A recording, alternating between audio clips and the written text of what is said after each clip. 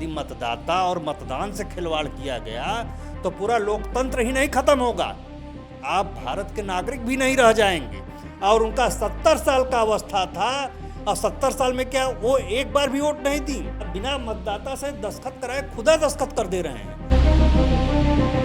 जब संविधान का निर्माण होता है तो उसमें एक अनुच्छेद 324 बनाया जाता है, जिसमें निर्वाचन आयोग को जिम्मेदारी दी जाती है कि जो देश में जितने भी चुनाव होंगे, जैसे राज्यसभा, लोकसभा या फिर तमाम विधानसभा के चुनाव होंगे या विधान परिषद के चुनाव होंगे, उसकी पूरी जिम्मेदारी, उसके निरीक्षण की जिम्मेदारी वो चुनाव आयोग की होगी।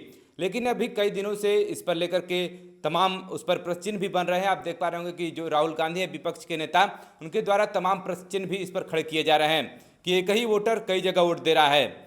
उनके अपने हलफनामे हैं, वो सुप्रीम कोर्ट के भी अपने जवाब हैं। लेकिन आज हमारे साथ एक ऐसे प्रत्याशी हैं जो कि मिर्जापुर जनपद के चुनार विधानसभा के चुनाव भी लड़ चुके हैं। चूँकि इनसे भी थोड़ा बातचीत किया जाए कि आपका क्या कुछ नज़रिया कहता है चुनाव आयोग को लेकर के, क्योंकि आप भी प्रत्याशी रहे हैं, आप भी जन जन तक गए हैं, लोगों से वोट करने की अपील की है और आपको वोट मिले भी हैं। इन्हीं से बातचीत किया जाए। और ये सत्येंद्र सिंह हैं, यह बताएं कि चुनाव आयोग को लेकर के आपका क्या कुछ नज़रिया कहता है, क्योंकि इसमें बड़ा सरगर्मी है चुनाव आयोग को लेकर के। धन्यवाद प्रवीण जी। पहले तो मैं आपको स्पष्ट बता देना चाहता हूं, मैं भले से चुनार विधानसभा का प्रत्याशी रहा हूं, एक राजनीतिक व्यक्ति भी हूं, लेकिन उससे पहले मैं भारत का नागरिक हूं। और इस कैमरे पर मैं जो बोलूँगा वो भारत के नागरिक के अधिकार से मैं बोल रहा हूं। और जो मतदाता, ये जो दो चीज़ें हैं वो लोकतंत्र की बहुत महत्वपूर्ण बिंदु हैं, और इस पर हमला करना मतलब हम लोगों की नागरिकता ही खत्म कर देना है लोकतंत्र में।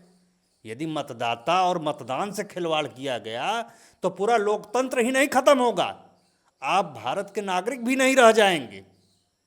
अनुच्छेद 324 जो है, भारत का संविधान, कोई व्यक्ति नहीं, भारत का संविधान अनुच्छेद 324 के तहत एक चुनाव आयोग का निर्माण करता है, जिसमें चुनाव आयोग को जो है लोकसभा, विधानसभा, राज्यसभा, राष्ट्रपति, उपराष्ट्रपति के चुनाव में निगरानी करने के लिए, प्रशासन करने के लिए जो उसमें व्यवस्थाएं, वोटिंग होती है, किस कर्मचारी को लगाएं, कैसे, उसके लिए जो है एक निर्वाचन आयोग गठित करके निर्वाचन आयुक्त की स्थापना करता है। कभी कभी 2 सदस्य भी रहा है, 3 सदस्य भी, 1 सदस्य भी रहा है। तो वो भगवान नहीं है निर्वाचन आयोग, वो सिर्फ एक संरक्षक की भूमिका में है भारत के संविधान के तहत।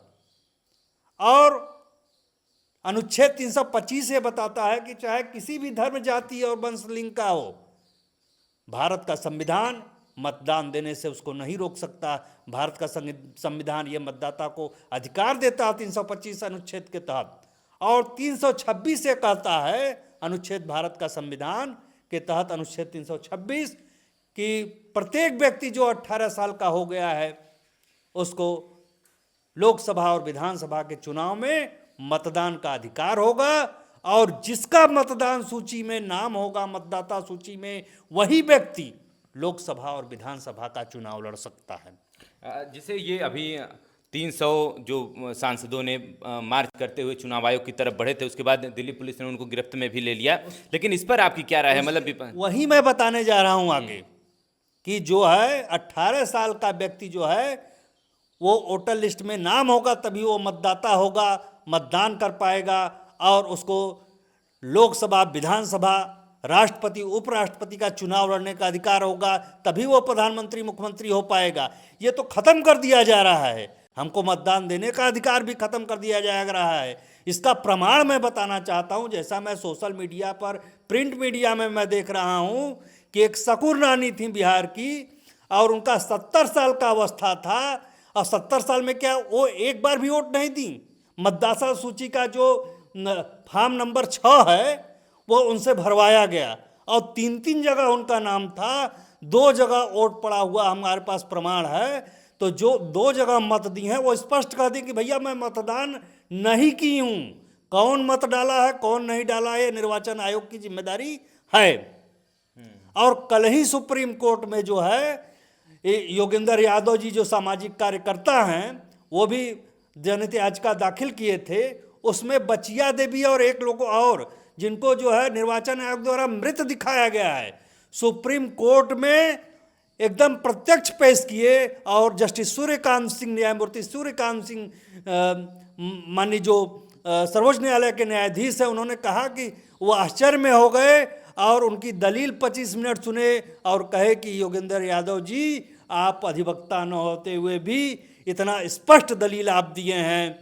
शकुन रानी और बचिया देवी के बाद एक मिंता देवी आती हैं, जिनका निर्वाचन आयोग वो 35 साल की हैं और निर्वाचन आयोग में जो मतदाता सूची है उसमें उनका नाम 124 साल दर्ज है, आप भी जानते होंगे।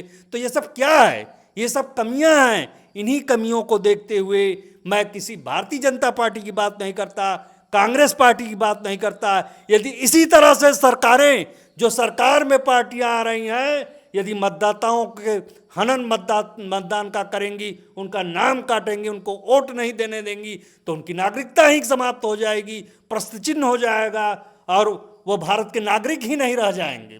तो चाहे कोई भी किसी पार्टी की सरकार हो, ये भारत की जनता बर्दाश्त नहीं करेगी कि उससे मतदान का अधिकार और निर्वाचित होने का अधिकार छीना जाए। और ये जो तीनों गलतियां मैं बताया हूं, जैसा कि मैं मीडिया में ही देखा हूं, उसके बाद यदि सदन में विपक्ष उस पर चर्चा करना चाहता है तो क्यों नहीं कराया जा रहा है?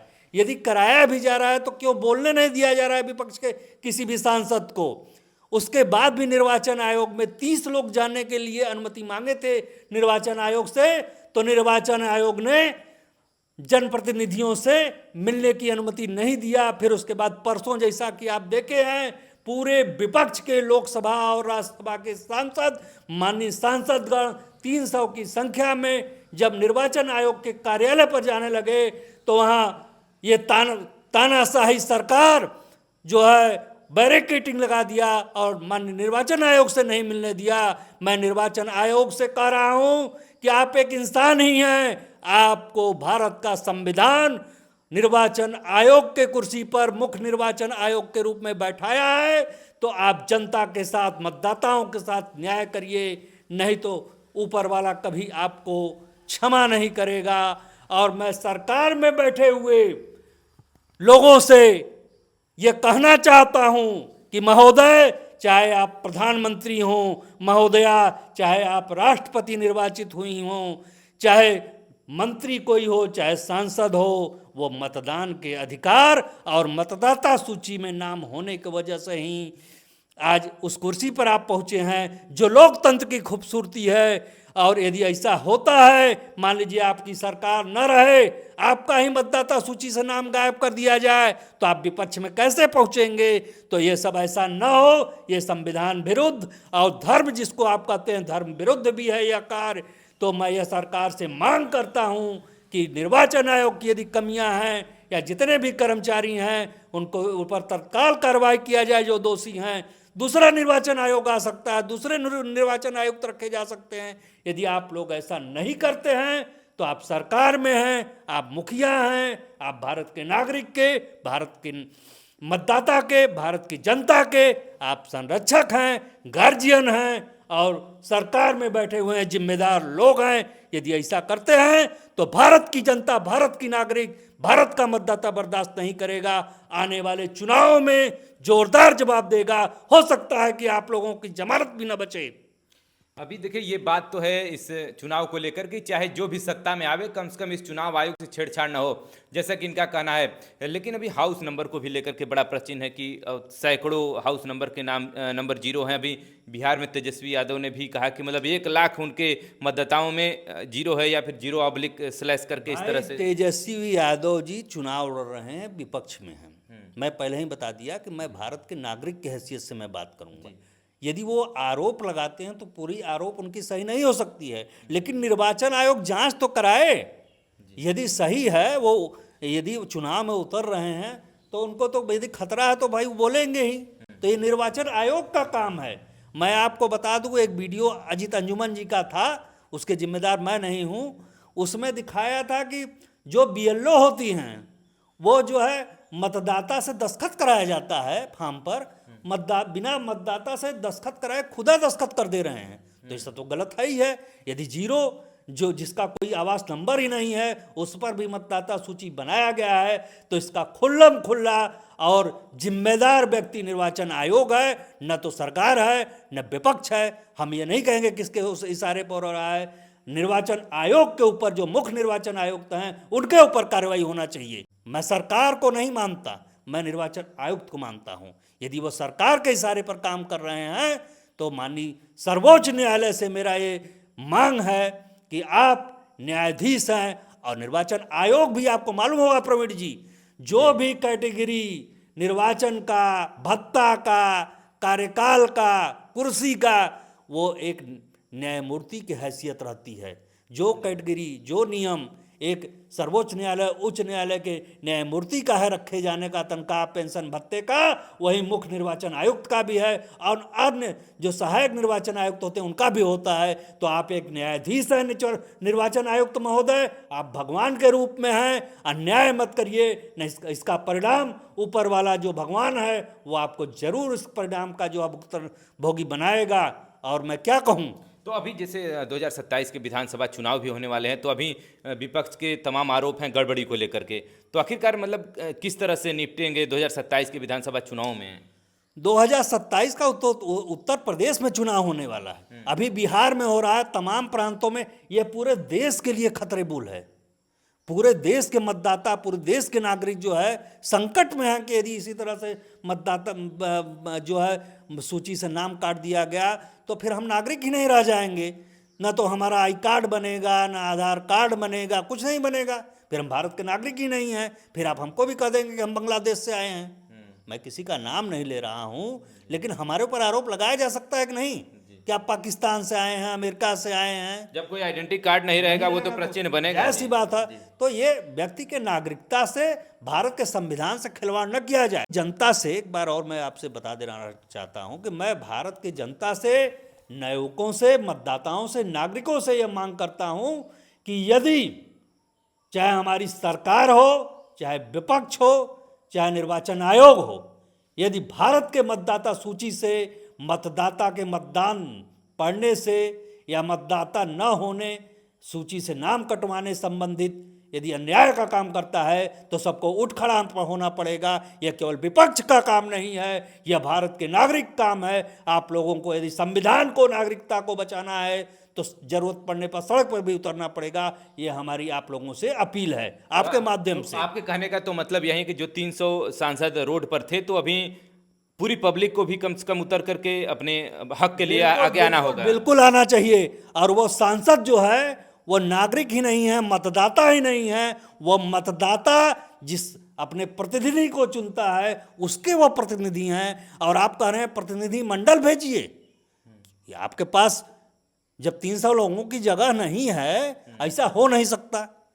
मीटिंग करने के बड़े बड़े हाल होते हैं, तो आप 30 लोगों से क्यों नहीं मिले भैया?